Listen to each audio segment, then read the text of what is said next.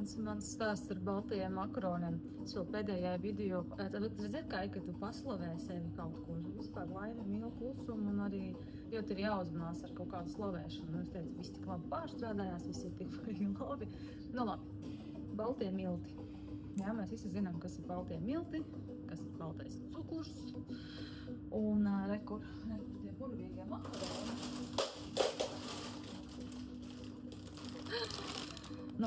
Kad mēs bijām Romā, viens cilvēks mums teica, nopērciet lidostā šitos makaronus, viņam meita paprasīja. Beigās viņš viņus nepaņēma, un es domāju, nu tā gan jau Itālija, kvalitatīva makaronu, nu vajag pamēģināt. Tas gadiem jau neētu baltos miltus, tāpēc, ka es zinu, ka viņi vienkārši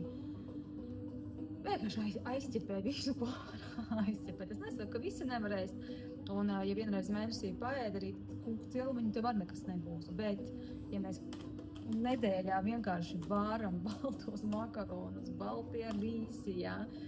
Ķīnieši arī mēs neesam, jā. Mums ir višķiņas arī jāņem vērā, kādi mums ir gēni. Viņus var pamainīt. Mums jau Latvijā arī. Latvijā un bērnībā mums bija pierasts vispār Padomju Savienībā, jā. Tātad kompoti, kotletes, kartupeļi, karbonādes. Nu, bērnībā mums tā baroja. Ja bija. Man bija laiks bērnībā, kad vienīgā gaļa, ko varēja dabūt, ir, ja teica, no medībām stirnu atnesa. Dzīves bija. Kādas dzīves, jā. Un, protams, arī bērnībā, kad nav sačakarēts organisms un enzīmi pietiek, jā, jo viņi tērējās, mēs zinām. Tāpēc arī bērnībā visbiežākais vecāki arī neredz, ka bērnam būtu kaut kāds problēmas. Un arī bērnam, pat ja jūs atceraties, ja bērnībā mums visu, ko varējām mēs, visu pārstrādājās.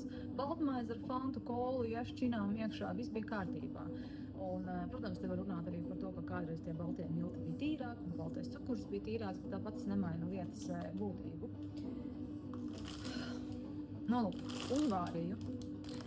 Uzvārīju makaronus.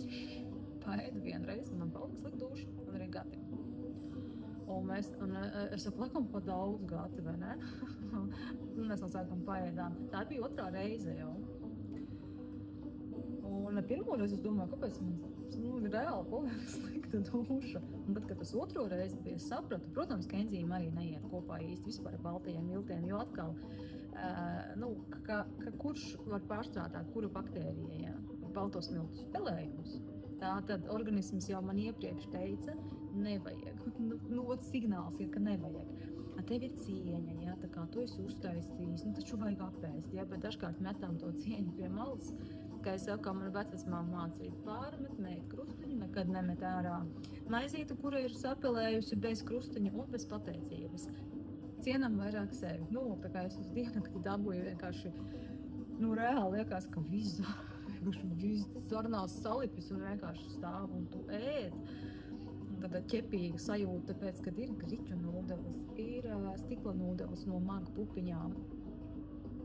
Ir daudz alternatīvas. Jā, kad citi saka, ja tu neēd makaronus, kartupeļus, ko tu ēd, bāc, vai tik tagad vispār ir tās raskoši, kad ir labi arī tie, kas auzus, arī auzu makaroni, arī rimī tagad jau ir dabonām, nav obligāti jau kāds eko veikals beigos darbos jāmeklē, visi jau ir sastopams.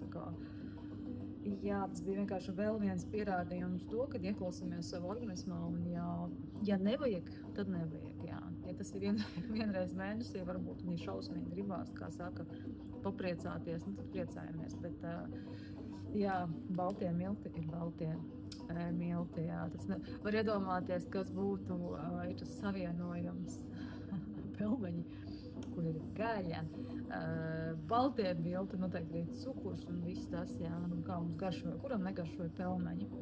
Un tagad ir vegāniskie pelmeņi, ja gribās to sajūtu, kā saka sajūtas. Es nesen arī atradu vegāniskos pelmeņus ar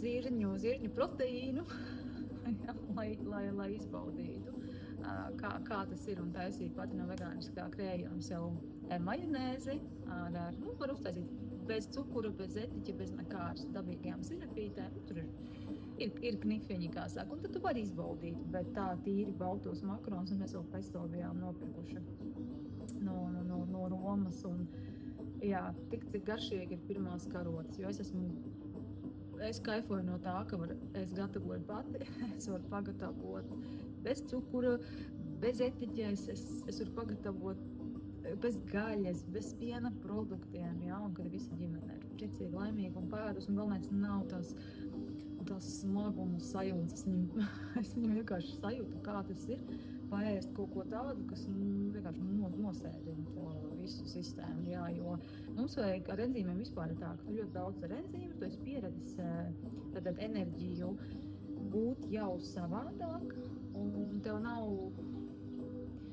nav smaguma sajūta, vai tad, ja tu pieņemsim, kā mēs visbiežākais ēdam vienreiz dienā, tu kaut vai 9 paēd, un tev nav tāds, jāiet kaut kur piesēst vai apgūties, jā, kā saka, atgāzt vēdu, jā, un tādas sajūtas nav, un tu īstenībā jūties priecīgs, ka tā nav vairāk, jā, jo īstenībā mums vajag būt enerģiskiem ēdienam, mums ir jānes enerģija, nevis smagums, jā.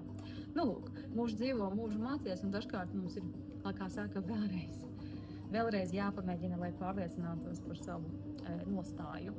Tā kā tā. Nezinu, varbūt kādam ir sapnis, vai kāds būs tik priecīgs par šiem makaroniem, ja es varu noteikti uzdāvināt kādam. Jā, vai kādam radiniekam, kurš vispār enzīmes negrib redzēt. Jā, tāpēc, ka es domāju, ka ir tādi. Tas nozīmē, ka tu lieto, ka visi ģimeni lieto vai radinieki, jā. Kā saka, klausam šeit un šeit, jo ar enzīmiem ļoti sāk darboties arī šī balss. Ja viņi saka nevajag, tad nevis cieni tos baltos makaronus un iztērē to naudu, bet cieni šeit, kas tev saka nevajag ēst. O tā, dienas pamācība. Labi.